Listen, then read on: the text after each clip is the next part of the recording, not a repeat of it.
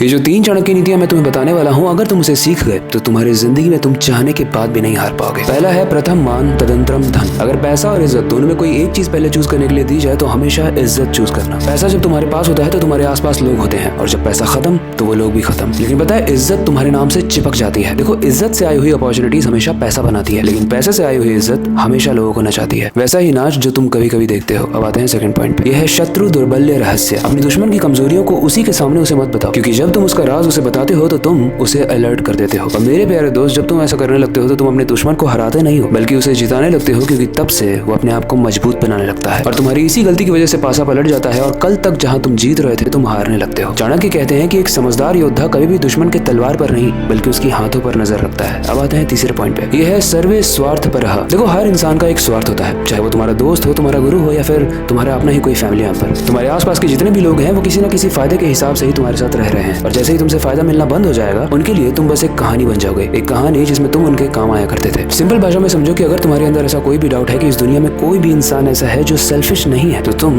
गलत हो। देखो, हर रिश्ते के पीछे एक हिसाब होता है, और एक समझदार इंसान उस हिसाब को पहले से जानता है। अब बताओ, अगर तुम्हें ये 3 पॉइंट पहले से पता होते तो तुम पावरफुल नहीं बन गए होते। पहले ये तो बस एक ट्रेलर था, आने वाली वीडियोस और ज्यादा पावरफुल होने वाली है, इसलिए फॉलो कर लेना, वरना आखिरी बार मिलकर तुमसे अच्छा लगा।